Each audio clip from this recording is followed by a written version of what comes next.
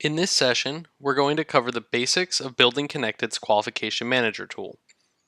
We'll touch on establishing your questionnaire, navigating the subcontractor pipeline, and creating your permissions and settings. The foundation for any good pre-qualification process is a standardized questionnaire. For that reason, we're going to start by taking a look at the questionnaire that comes along with BuildingConnected. If you just click on the button in the upper left-hand corner, you'll be provided with a preview of the questionnaire as it is going to be viewed by your subcontractors. The custom questionnaire also allows your subcontractors to answer the question one time and pull forward that information to future applications. It turns around subcontractor response times to record industry lows and will hopefully allow you to qualify your subcontractors in a more cost-effective manner and actually maintain the information as long as you need it to be relevant in your system. But first things first, you need to customize your questionnaire. By clicking the button in the top right-hand corner, you can update your opening statement, you can turn off any of the default questions you don't need, and you can even make other questions required so that subcontractors cannot submit without filling in this answer. At the bottom of each section, you can also include additional questions by clicking the button. All you need to do is type in the question that you need answered and one of the response types listed in the drop-down to the right. Each section after that also has a similar piece of functionality, all the way down to the signature at the bottom. Once you're happy with the changes you've made, click Save in the top right-hand corner, and that questionnaire will now become your default. Now all we need to do is navigate back to our dashboard to wrap up this section. So now that we've established our questionnaire, we can invite our first subcontractor. You'll see that my company already has quite a few people in our workflow, but I want to come in and invite another subcontractor that I might be working with. By searching for the subcontractor's name in our current pipeline, I can see that we do not already have a qualification in process with them. And by clicking the Send an Invite button, I can automatically pull up the subcontractor's information in the search modal.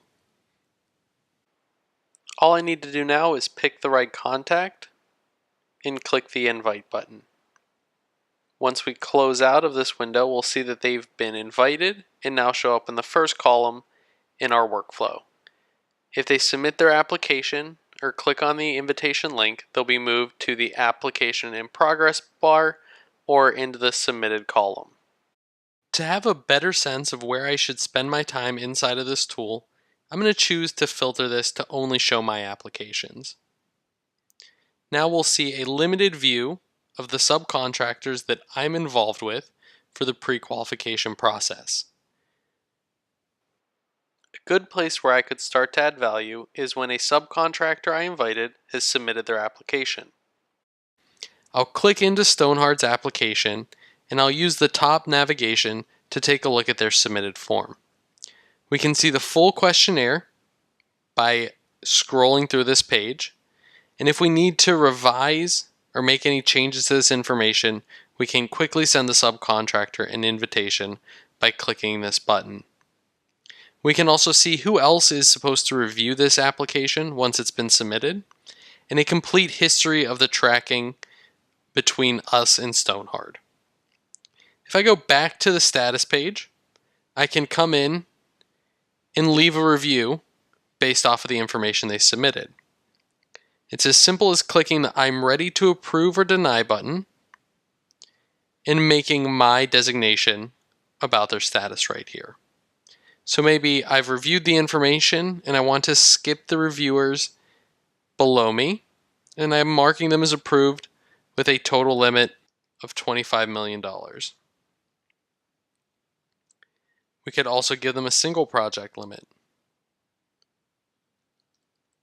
of $1 million.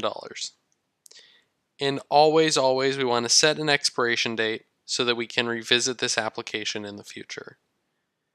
So I'm going to give them until the end of October next year, and which point we'll be able to check back in.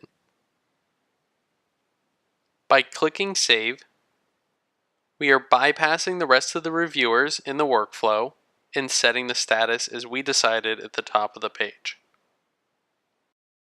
If I close out of the pop-up modal and wait for the page to refresh, we now see that Stonehard shows up in our approved column.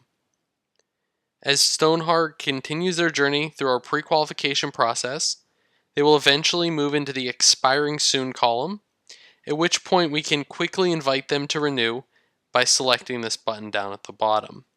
If for some reason they don't renew before their expiration date, they'll automatically move into this column, and if we want to come in and invite them or remind them that their updated qualification information is required, we can do that simply by using the messaging tool down here. The last column all the way to the right are those subcontractors that are denied for one reason or another. And if I want to see the full list, I can always unselect the options that I had right there. The great thing about BuildingConnected's Qualification Manager tool is that all of this information no longer lives in a data silo. So everything that we're doing here in terms of approving and denying subcontractors shows up directly in BuildingConnected search modal when we're looking for our subcontractors to bid on the next job. The final thing I'd like to touch on are the permissions and settings available to you inside of the Qualification Manager tool. By navigating to this tab, I can quickly see who has access to BuildingConnected's Qualification Manager tool for my company. As I scroll down this list, I can see that we have quite a few of my coworkers assigned as admins. But it's not the entire company. Anyone else who's not on this list has view-only access granted to them. If I wanted to add another coworker to this list, I could search for them by name and select them from this drop-down. Once you choose a person, you can then quickly decide what level of access they should have to the tool and choose whether or not they will be auto-added to the review process. If you have any questions about how these permission levels are controlled, we have a quick chart here that gives you access to understand what each of these permission levels grants the user.